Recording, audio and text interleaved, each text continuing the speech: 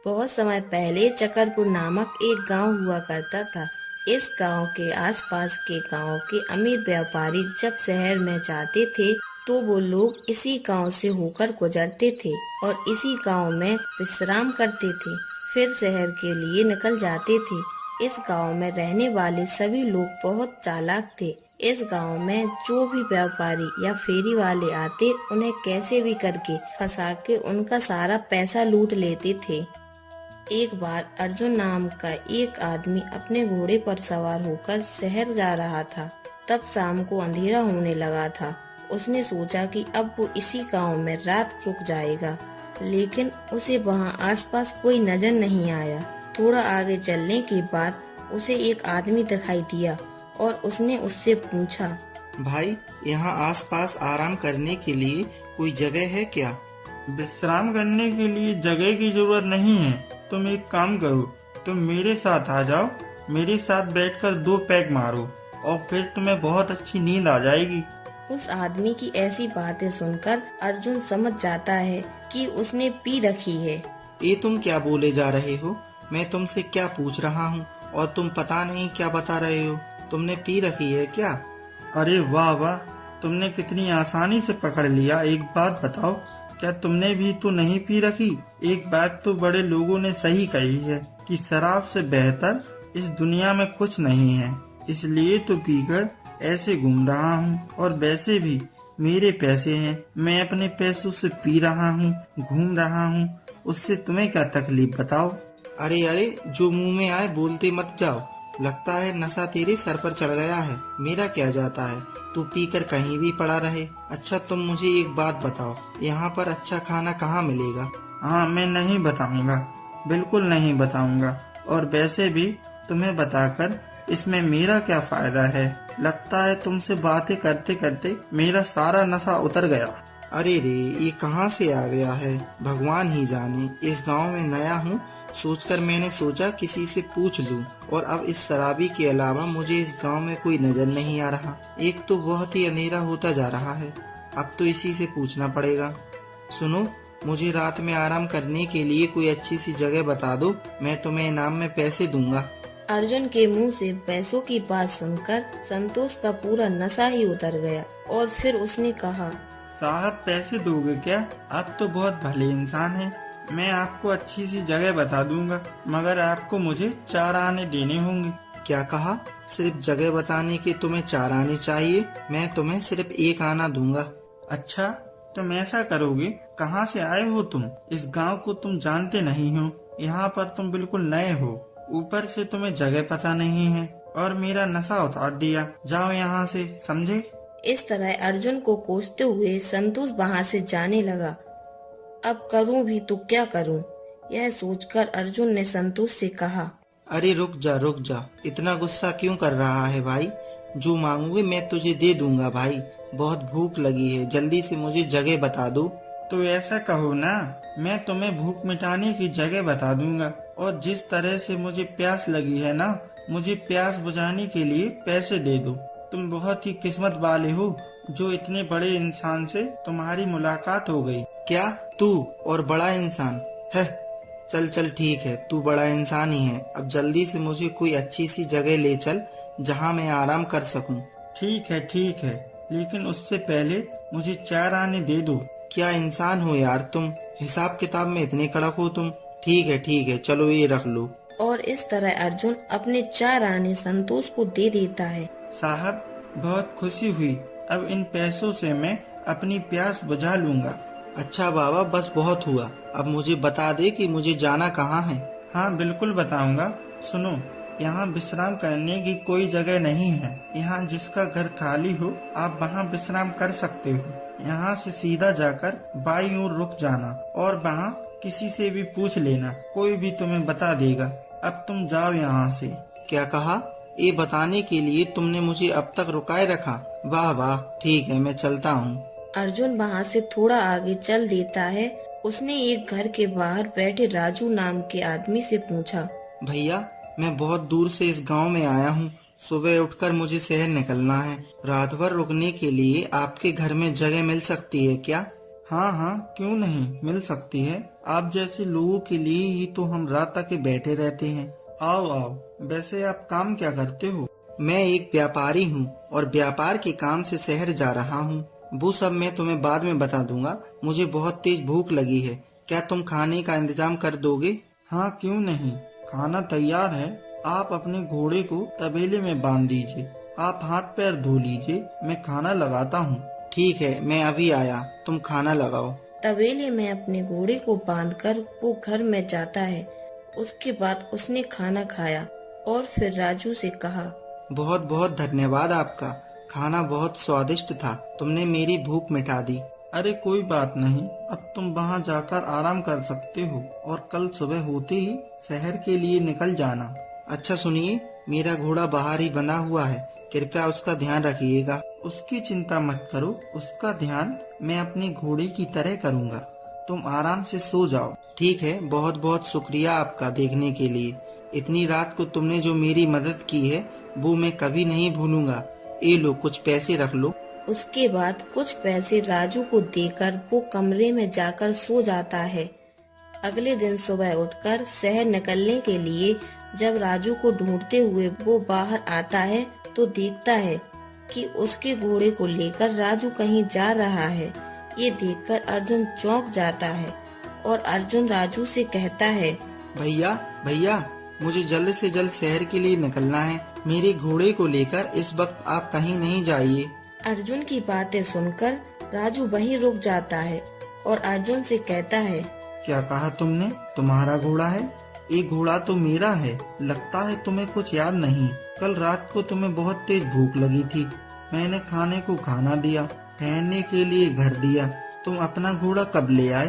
राजू की बात सुनकर अर्जुन आश्चर्यचकित हो जाता है और काफी देर सोचने के बाद राजू से कहता है, भैया तुम बिल्कुल गलत कह रहे हो, ये मेरा घोड़ा है। कल रात को आते समय इस घोड़े को मैं लेकर आया था और वहाँ बांधा था। कम से कम मेरे साथ ऐसा छल तो मत करो। क्या कहा तुमने? मैं तुम्हारे साथ गलत कर रहा हूँ? और कोई होता यहाँ तो तुम्हारे ऊपर हंस रहा होता। क्या तुम्हें पता नहीं है, ये मेरा तबेला रोज एक घोड़े को जन्म देता है और आज यहाँ पर एक घोड़ा पैदा हुआ है, इसलिए ये मेरा है। ये बात तुम किसी से भी पूछ लो, वो भी यही बताएंगे। क्या ये तबेला घोड़े को जन्म देता है? ये कैसे हो सकता है? तुम मुझे फंसाने के लिए ना जाने क्या क्या कह रहे हो। अच्छा तो ठीक है, फिर 1 मिनट रुको, मैं अभी ये साबित कर सकता हूँ। अरे ओ प्रमोद, जरा यहाँ आना। प्रमोद जब वहाँ आता है तो राजू उससे कहता है, प्रमोद, ये जो आदमी है रात के समय मुझसे आकर कहता है कि मुझे भूख लगी है, तो मैंने खाने को खाना दे दिया और फिर सोने के लिए जगह दे दी, और ये सुबह उठकर कहता है कि ये घोड़ा उसका है। अब प्रमोद तू ही बता, ये मेरा तबेला मुझे एक घोड़ा रोज देता है या नहीं? हाँ ये सच है, हर रोज सुबह ये तबेला तुम्हें एक घोड़ा देता है। मैंने भी कई बार देखा है। तुम कहाँ से आए हो और इस तरह से झूठ कैसे बोल सकते हो? प्रमोद की ऐसी बातें सुनकर अर्जुन कुछ समझ ही नहीं पाता है। उस गांव के सारे लोग मिलकर बाहर के व्यापारियों को फंसाते हैं और उनके पैसे लूटते हैं और इस तरह से एक दूसरे की मदद करते हैं। राजू और प्रमोद भी उसी ग्रुप में से हैं, इसलिए राजू के पूछने पर प्रमोद भी झूठ बोलता है। ये बात सुनकर अर्जुन कहता है, लगता है आपको कोई गलतफहमी हो गई है। मैं सच कह रहा हूँ, ये घोड़ा मेरा ही है। कभी कोई तबेला घोड़े को जन्म दे सकता है क्या? सच बताओ, तुम दोनों मिलकर मुझे फंसाना चाहते हो ना? अरे भाई, मैं तुमसे झूठ क्यों बोलूँगा? तुम चाहो तो गांव में किसी से भी पूछ लो। मैं किसी से क्यों पूछूं? मैं गांव के सरपंच से शिकायत करूंगा कि तुम लोग मेरा घोड़ा हड़प रहे हो। क्या कहा? तुम शिकायत करोगे? जाओ जाओ, जाकर शिकायत कर दो। राजू निडर होकर ऐसा कहता है क्योंकि उनके ऐसे कारनामों में उनके गांव के सरपंच भी साथ देते हैं और उस गांव में आने वाले सब लोगों को फंसाकर लूट लेते हैं और फिर मिल बांट कर खाते हैं। आगे क्या करना है अर्जुन समझ नहीं पाता, इसलिए वो जाकर सरपंच से शिकायत करता है। तो तुम्हारा ये कहना है कि उस राजू ने तुम्हारा घोड़ा चुरा लिया? जी सरपंच जी, रात को ही मैंने अपने घोड़े को तबेले में बांधा था और सुबह इसने झूठ कहा कि ये घोड़ा उसका है। कभी सुना है कि तबेले घोड़े को जन्म देते हैं? बताइए सरपंच जी। हाँ, मैं सच कह रहा हूँ। अगर तुम्हें झूठ लग रहा है तो मैं साबित कर सकता हूँ। अच्छा, तो ये राजू कह रहा है कि इसके तबेले में रोज एक घोड़ा जन्म लेता है और ये इस बात को साबित करने के लिए भी तैयार है। अच्छा ठीक है, इस बात को यहीं पर रहने देते हैं और तुम्हारी बात पर आते हैं। तुम मुझे बताओ कि ये घोड़ा तुम्हारा है और तुम इसे यहाँ लेकर आए हो, इस बात का सबूत है तुम्हारे पास? ये क्या बात हुई?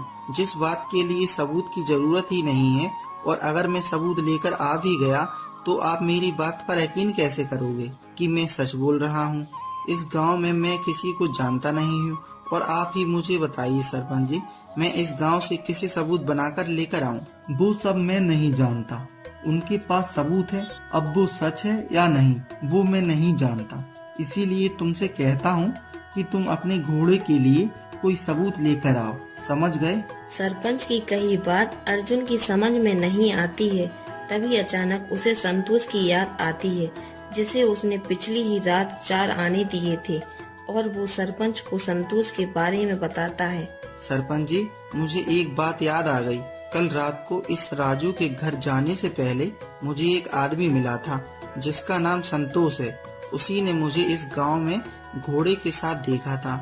मुझे कुछ समय दीजिए, मैं ये साबित कर सकता हूँ, जिसके लिए उसे ढूंढकर मुझे यहाँ लाना होगा। ठीक है, मैं तुम दोनों को कुछ समय देता हूँ और तुम दोनों को ये साबित करना होगा कि ये घोड़ा किसका है। उसके बाद मैं घोड़े का मालिक तय करूँ। सरपंच की बात सुनकर अर्जुन वहाँ से संतोष को ढूंढने चला जाता है। काफी देर तक ढूंढने के बाद आखिरकार संतोष उसे नजर आता है, जो एक पेड़ के नीचे नशे में पड़ा था।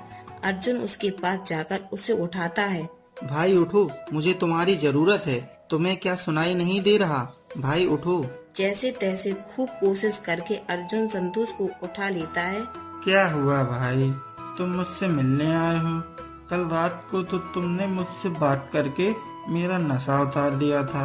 तुम्हारे दिए चंद पैसों से मैंने नशा किया और तुमने मेरी नींद तोड़कर उसे भी खराब कर दिया। तुम मुझे ऐसे परेशान क्यों कर रहे हो? अच्छा, तुम्हें क्या लगता है मुझे कोई और काम धंधा नहीं है कि मैं तुम्हारे पास आकर तुमसे बातें करूं? मुझे बस तुम्हारी मदद की जरूरत है और इसीलिए मैं तुम्हारे पास आया हूं। इसीलिए मेरी बात को ध्यान से सुनो। तुम्हें पैसे की जरूरत है, वो मैं तुम्हें दे दूंगा। अच्छा, तो ऐसी बात है, तो फिर मुझे बताओ तुम यहाँ मेरे पास क्यों आए हो? संतोष के ये पूछने पर अर्जुन उसे पूरी कहानी सुनाता है। राजू के घर में जाने से लेकर राजू का उसके घोड़े को अपना बताने तक, और फिर सरपंच ने उससे गवाह मांगा है। ये सारी बातें सुनकर संतोष कहता है, हाँ, लगा ही था कि ये लोग ऐसा ही करेंगे। हमारे गांव का नाम चकरपुर है, ये बात सबको पता है। तुम्हें पता नहीं था क्या? क्योंकि यहाँ सब ऐसे ही हैं। यहाँ पर ऐसा ही होता है। मैं तो नशे के लिए पैसे मांगता हूँ, पर वो लोग ऐसे नहीं हैं। वो लोग तुम्हारा सब कुछ छीन लेंगे। उन लोगों के साथ सरपंच भी मिला हुआ है। सब मिलकर तुम्हें यहाँ से खाली हाथ भेजेंगे, देख लेना। क्या क्या क्या कहा तुमने?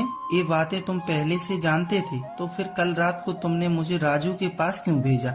बताओ मुझे। मैंने तुम्हें कहाँ भेजा? मैंने तो तुमसे कहा था कि रास्ते के आखिरी घर में जाना, और वैसे भी उस वक्त मैं बहुत नशे में था। मैंने क्या कहा मुझे खुद भी याद नहीं है। अच्छा छोड़ो, जाने दो। जो हो गया सो हो गया। कल तुमने मुझे मेरे घोड़े के साथ देखा था ना, तो ये बात बस तुम सरपंच जी को बता दो। उसके बाद मैं तुम्हें मुंह मांगी कीमत दूंगा। अरे नहीं, मैं उन गांव वालों की तरह नहीं हूँ। ये हालत तुम्हारी मेरी वजह से हुई है। मेरे कहने पर ही तुम वहाँ उस राजू के घर चले गए थे। इसीलिए अब ये मेरी जिम्मेदारी है कि मैं तुम्हें तुम्हारा घोड़ा तुम्हें वापस दिलाऊं। उसके लिए मुझे कैसे क्या करना है मुझे अच्छे से पता है, इसलिए चिंता मत करो, चलते हैं। बहुत खुशी हुई ये बात जानकर कि कल रात तुम जैसे दिख रहे थे बिल्कुल वैसे नहीं हो। तुम बहुत अलग हो। क्या बात है? अच्छा, कल रात की बात? वो तो मैं दरअसल नशे में था। अब मुझे नशे की लत लग गई है, इसलिए मैं खुद को रोक नहीं पाता। इंसान इसकी वजह से काफी बदल जाता है। आप लोगों को हम पीने वालों का दर्द समझ नहीं आएगा। चलो चलते हैं।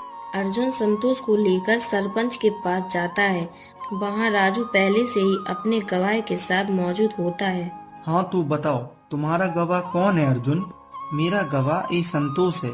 इसने मुझे कल रात को देखा था मेरे घोड़े के साथ गांव में आते समय।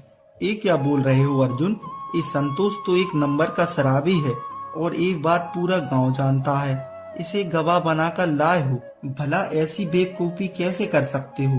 सरपंच जी, आपने सही कहा कि मैं शराबी हूँ, पर अभी मैंने बिल्कुल नहीं पी है। मैं बिल्कुल होश में हूँ, इसलिए मेरी गवाही को आपको मानना होगा। अच्छा तो ये बताओ, तुम्हारी आंखें इतनी लाल क्यों हैं? तुमने पी रखी है क्या? तभी तुम्हारी आंखें लाल हैं। सरपंच जी, आप समाज में नहीं रहे हो। मैंने पी नहीं है और ना ही मैं नशे में हूँ। रात भर गांव में कुएं के नीचे आग लगाकर उसके अंदर की मछलियों की ठंड दूर कर रहा था मैं। सोने का वक्त नहीं मिला, इसलिए मेरी आंखें लाल हो। क्यों भाई, तुम्हें समझ नहीं है क्या? कोई कुएं के नीचे आग लगा सकता है क्या? तू कुछ भी बोलेगा क्योंकि तुझमें अकल नहीं है, लेकिन मैं तेरी बातों पर यकीन कैसे करूं? सरपंच जी, ये क्या बात हुई? ये राजू का तबेला रोज एक घोड़े को जन्म देता है, इस बात पर आपने यकीन कर लिया। वो कौन सी बुद्धि से? बस उसी बुद्धि से मेरी बात का भी यकीन कर लीजिए।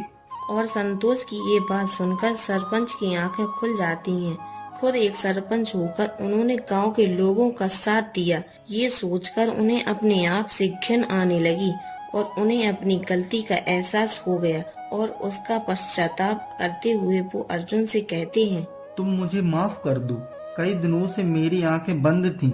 इन्हें समझाने के बदले मैंने इनके साथ मिलकर इस गांव में आने वाले लोगों के साथ बहुत बुरा किया और अब देख लो, आखिर में शराबी से मुझे ज्ञान सुनना पड़ रहा है। सरपंच जी, आप ऐसा कैसे कह सकते हैं?